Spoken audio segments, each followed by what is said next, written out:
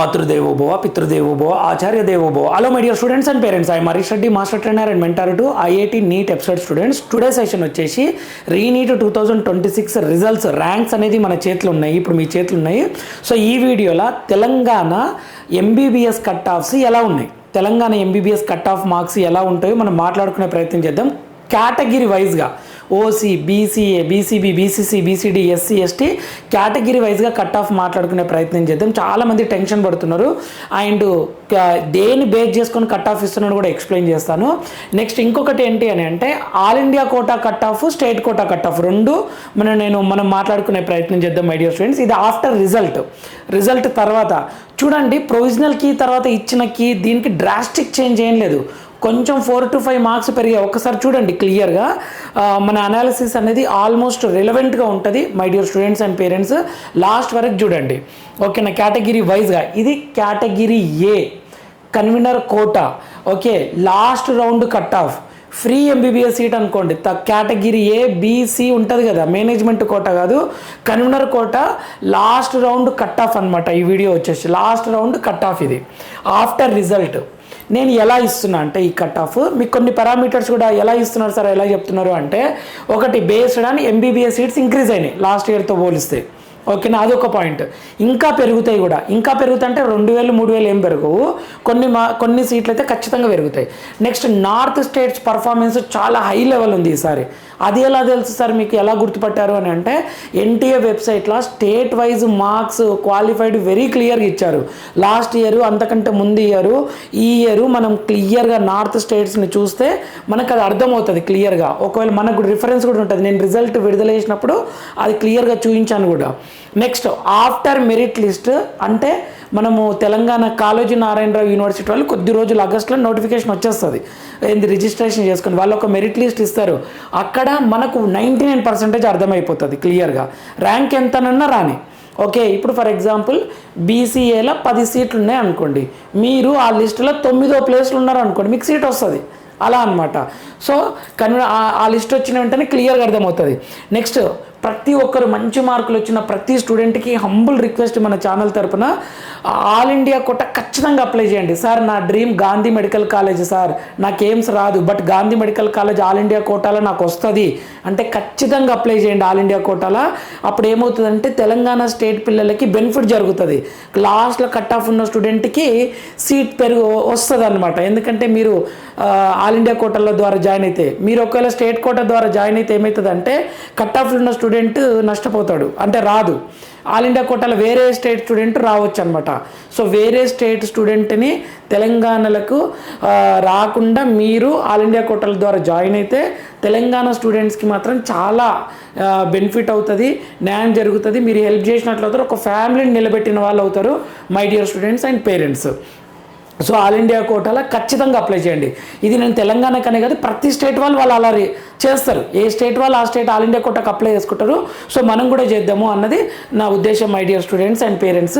So ఇక్కడ ఇంకొకటి, ఇప్పుడు నేను ఆల్ ఇండియా ర్యాంక్స్ ఇది ఆల్రెడీ నేను ప్రొవిజనల్ కీ తర్వాత కూడా నేను చేశాను. సో ఇప్పుడు మన దగ్గర ర్యాంక్స్ ఉన్నాయి మార్క్స్ని బట్టి. 715కి ఫస్ట్ ర్యాంక్ వచ్చింది, ఇద్దరు స్టూడెంట్స్కి వచ్చింది. 705 10th ర్యాంక్, 691 100th ర్యాంక్, 670 500, 657 1000, 643 2000, 620 మార్క్స్కి 5000 ర్యాంక్, 600 మార్క్స్కి 10,000 ర్యాంక్, 576 మార్క్స్కి 20,000 ర్యాంక్, 560 మార్క్స్కి 30,000 ర్యాంక్. ఒక రిఫరెన్స్ కోసం చెప్తున్నా ఓకేనా.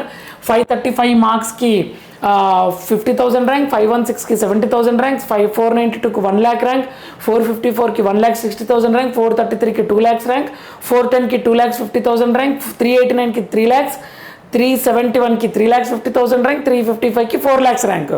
ప్రొవిజనల్కి తర్వాత చూడండి కొంచెం సిమిలర్గా ఉంటుంది మ్యాక్సిమం. సో మన అనాలిసిస్ అనేది ఆల్మోస్ట్ రిలవెంట్. ఇక్కడ చూద్దాం, ఇంకా కేటగిరీ వైజ్గా చూద్దాం. ఇప్పుడు కేటగిరీ వైజ్గా సార్ నేను ఓపెన్, నాకు ఇన్ని మార్క్స్ వస్తున్నాయి, సీట్ వస్తుందా రాదా చెప్పండి అని. ఒకటైతే చెప్తాం my dear students and parents, మీరు క్వాలిఫై అయితే ఖచ్చితంగా అప్లై చేయండి. మార్కులు 200 అన్నారని, 300 అన్నారని, 500 అన్నారని, ఎన్నన్నా రాని అప్లై అయితే చేయండి. రిజిస్ట్రేషన్ చేసుకోండి, వెబ్ ఆప్షన్స్ ఇవ్వండి, రిజల్ట్ కోసం చూడండి. ఒకవేళ మీకు ముందే సార్ నాకు ఓపెన్ ఉండి నాకు 450 మార్కులు ఉన్నాయి అంటే ఇక ప్లాన్ బి ఏం పెట్టుకోకండి, 100% సీట్ వస్తుంది, నో డౌట్ సీట్ వస్తుంది. ఓకే, ఎక్కువ మార్కులు ఉంటే అప్పుడు ప్లాన్ బి పెట్టుకోకండి. నేను ఇప్పుడు ఇచ్చే కట్ ఆఫ్ని బట్టి మన ఛానల్ తరపున ఆఫ్టర్ అనాలిసిస్ నేను ఇచ్చే కట్ ఆఫ్ కన్నా చాలా తక్కువ ఉంది అనుకోండి, ఓపెన్ స్టూడెంట్ ఉండి 200 మార్కులే ఉంది, నేనేమంటున్నా అప్లై అయితే చేయండి అంటున్నా. నా ఇంటెన్షన్ యాజ్ ఏ ఫ్యాకల్టీ ఏంటి అంటే క్వాలిఫై అయితే ఖచ్చితంగా అప్లై చేయాలన్నది నా ఉద్దేశం. సరే 200 మార్కులకు సీట్ రాదు కదా అని అంటే నేనేమంటున్నా అంటే అప్లై చేయండి, ప్లాన్ బి పెట్టుకోండి. My dear students and parents, plan B పెట్టుకోండి. వెటర్నరీ పెట్టుకుంటారా, అగ్రికల్చరా, హార్టికల్చరా, బీ ఫార్మ్ ఏదన్నా పెట్టుకోండి. ఇది మాత్రం అటెంప్ట్ చేయండి. ఏదన్నా మిరాకిల్ జరిగితే రావచ్చు అన్నది నా ఆశ. కష్టపడి చదివారు కాబట్టి my dear students and parents. So ఇక్కడ కేటగిరీ వైజ్గా నేను ఇస్తాను. Open Telangana Osmania university last round cut off ఇది, ఫస్ట్ రౌండ్ కాదు. ఈ మార్కులకు ఫస్ట్ రౌండ్లో రాకపోవచ్చు, టెన్షన్ తీసుకోకండి. Last round cut of, mop up round అంటాం. సో ఓపెన్ స్టూడెంట్కి 418 to 425 ప్లస్ అని ఇస్తున్నాను నేను. మా ఆఫ్టర్ అనాలిసిస్ ఆఫ్టర్ వర్క్ చేసిన తర్వాత 425 ప్లస్ ఇస్తున్నా. అంటే ఇప్పుడు నాకు 415 ఉంటే రాదా సార్ అని డిసైడ్ అవ్వకండి మై డియర్ స్టూడెంట్స్, ఓకేనా. కొంచెం డేంజర్ జోన్లు ఉన్నారు అని అర్థం అనమాట. సరే ఇప్పుడు నాకు 430 ప్లస్ ఉంటే 100% వస్తుందా సార్ అని అనుకోకండి, సేఫ్ జోన్లో ఉన్నారు అని అర్థం. కానీ ఒక్కటి మాత్రం గ్యారంటీ ఇస్తా, 430 440 ఉన్నాయంటే 100% వస్తుంది. కావాలంటే చూడండి, మీకు క్లియర్గా అర్థమవుతుంది. మెరిట్ లిస్ట్ తర్వాత మీరే చెప్తారు, ఎస్ సార్ నాకు 10 సీట్లు ఉంటే నాది 8వ ప్లేస్ సార్, 100 సీట్లు ఉంటే నాది 70వ ప్లేస్ సార్ అని క్లియర్గా అర్థమవుతుంది. సో ఓపెన్ వాళ్ళకి 418 to 425 ప్లస్ అని ఇస్తున్నా. ఈడబ్ల్యూఎస్ వాళ్ళకి 410 to 420 ప్లస్, 420 ప్లస్ అనేది సేఫ్ స్కోర్ అనుకోండి. బీసీఏకి 360 to 365 ప్లస్, బీసీబీకి 410 to 415 ప్లస్, బీసీసీకి 362 to 368 ప్లస్, 368 ప్లస్ మార్క్స్ ఉంటే సేఫ్ అనమాట. బీసీడీకి 415 to 420.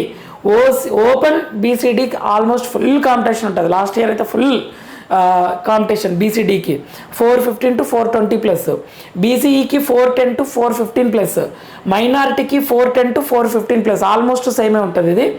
SC1కి అయితే క్వాలిఫై అయితే రావాలి. కొద్దిమంది స్టూడెంట్స్ మంచి మార్కులు తెచ్చుకున్నారు, అందుకని 220 to 260 ప్లస్ ఇస్తున్నా. ప్రొవిజనల్కి అప్పుడు కూడా ఇదే ఇచ్చాను, ఓకేనా. నెక్స్ట్ SC2కి 370 to 377 ప్లస్, SC3కి 385 to 390 ప్లస్, ఎస్టీకి 388 to 395 ప్లస్. ఇది cut offs, last round cut offs my dear students and parents. ఇది చూసుకోండి, ఈ రేంజ్లో ఉన్నారు అంటే సేఫ్లు ఉన్నట్లు. దీనికన్నా ఒక 50-60 మార్కులు తక్కువ ఉంటే డేంజర్ జోన్, ప్లాన్ బి పెట్టుకోండి, ఓకేనా. దీనికన్నా ఒక 50 మార్కులు ఎక్కువ ఉంటే 1000% సేఫ్ జోన్, వస్తా సీట్ అంతే, ఓకేనా. కావాలంటే మెరిట్ లిస్ట్ తర్వాత నేను క్లియర్గా చెప్తా. క్వాలిఫై అయిన వాళ్ళు మాత్రం అప్లై చేయండి.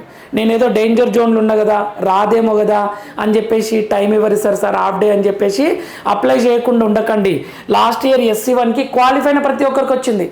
వాళ్ళ తర్వాత నెత్తి నోరు మొత్తుకున్నా వాళ్ళకు కాళోజీ నారాయణరావు వాళ్ళు పర్మిషన్ ఇవ్వలేదు, ఓకే. అందుకని చెప్తున్నా, ఖచ్చితంగా రిజిస్ట్రేషన్ చేసుకోండి. ఆ రిజిస్ట్రేషన్ ప్రాసెస్ అవన్నీ నేను వీడియోస్ చేస్తాను ఖచ్చితంగా my dear students and parents. అంత ఫ్రీ మెంటర్షిప్, ఏం డబ్బులు ఏం లేదు, ఓకేనా. క్లియర్గా ఎలా చేసుకోవాలి ఏంటి అనేది నేను వెరీ క్లియర్గా ఎక్స్ప్లెయిన్ చేస్తూ వెళ్తాను, మన ఛానల్లో అప్లోడ్ చేస్తాను.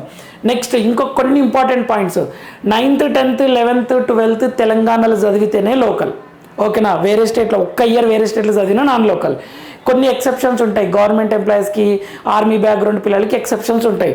నెక్స్ట్ ఓబీసీ న్యూ సర్టిఫికేట్ తీసుకోవాలి ఆల్ ఇండియా కోటా అయితే. ఈడబ్ల్యూఎస్ కూడా న్యూదే తీసుకోవాలి, కొత్తదే తీసుకోవాలి, లాస్ట్ ఇయర్ది వర్కౌట్ కాదు. ఇన్కమ్ సర్టిఫికేట్ ఇది ఇప్పుడు కాదు, తర్వాత అవసరమవుతుంది, కొత్తదే తీసుకోవాలి. గ్యాప్ సర్టిఫికేట్ ఉంటే తీసి పెట్టుకోండి, ఇన్స్టిట్యూషన్స్ ఇస్తాయి కదా, దాని మీద ఎంఆర్ఓ సైన్ పెట్టుకోండి, గ్యాప్ సర్టిఫికేట్ తీసుకోండి. లేదంటే డైరెక్ట్ ఎంఆర్ఓ ద్వారా అప్లై చేసుకోండి. ఇది అప్లోడ్ చేయడానికి అడగకపోవచ్చు, బట్ కాలేజీలో అవసరమవుతుంది.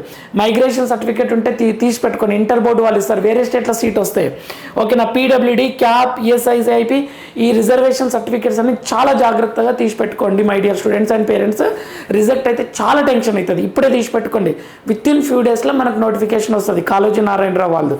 First all India quota counselling start అవుతుంది round 1, next Kaloji Narayana Rao round 1, next Kaloji Narayana Rao management quota round 1, ఇలా స్టార్ట్ అవుతుంది అనమాట. All India quota round 2, convener quota round 2, management quota, ఇలా ప్యారలల్గా జరుగుతుంది my dear students and parents. నేను చెప్తానులేండి, క్లియర్గా వీడియోస్ అప్లోడ్ చేస్తాను. నెక్స్ట్ సార్ నేను ఆల్ ఇండియా కోటా అప్లై చేసుకుంటాను సార్, నాకు అసలు all India quota cut of ఎలా ఉంటుందో చెప్పండి అంటే, కేటగిరీ, మార్క్, ర్యాంక్. ఓపెన్ వాళ్ళకి 558 ప్లస్ మార్క్స్ ఉండి లేదా మార్క్స్ లేదా 30,000 బిలో ర్యాంక్ ఉంటే ఖచ్చితంగా వస్తుంది. నెక్స్ట్ ఈడబ్ల్యూఎస్ వాళ్ళకి 555 ప్లస్ మార్క్స్, ఓకేనా 32,000 ర్యాంక్ బిలో ఉంటే పాసిబిలిటీ ఉంది రావడానికి. ఓబీసీకి 557+ మార్క్స్ 30,000 బిలో, ఓకేనా 30,000 బిలో ఉంటే ఇక ఛాన్సెస్ అనమాట.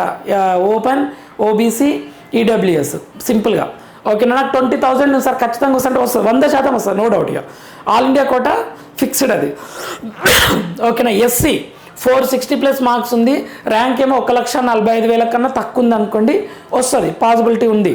ఎస్టీ స్టూడెంట్స్ 445+ మార్క్స్ ఉంది, 445+ మార్క్స్ లేదా 1,70,000 ర్యాంక్ ఉంది, అప్పుడు మీకు ఆల్ ఇండియా కోటాల ద్వారా సీట్ వచ్చే అవకాశాలు చాలా ఉన్నాయి. ఇది దృష్టిలో పెట్టుకొని మీరు అప్లై చేయండి. అంటే సార్ ఇంతకన్నా తక్కువ మార్కులు ఎక్కువ ర్యాంక్ ఉంటే చేయొద్దు అంటే అప్లై అయితే చేయండి. కౌన్సిలింగ్ని 100% ఆ దేవుడు కూడా ఎస్టిమేట్ చేయడు, క్లియర్గా చెప్తున్నా మై డియర్ స్టూడెంట్స్. ఒక మంచి ర్యాంకర్ ఉన్నారు, ఒక 100 మంది మంచి ర్యాంకర్స్ ఉన్నారు, వాళ్ళు అసలు ఎంబీబీఎస్ అప్లై చేయలేరు అనుకోండి, అప్పుడు ఆటోమేటిక్గా ర్యాంక్ పెద్ద ఉన్న వాళ్ళకి వస్తుంది కదా. ఇలా ఆలోచించండి. మీరు అనొచ్చు ఎందుకు అప్లై చేయరు సార్, ఏంటి ప్రాబ్లం? నాకు తెలిసిన మంచి ర్యాంక్ వచ్చిన స్టూడెంట్ టార్గెట్ సివిల్స్ అంట, ఎంబీబీఎస్ జాయిన్ అవ్వడంట, డైరెక్ట్గా డిగ్రీ నుంచి సివిల్స్ కోచింగ్ తీసుకుంటాడంట.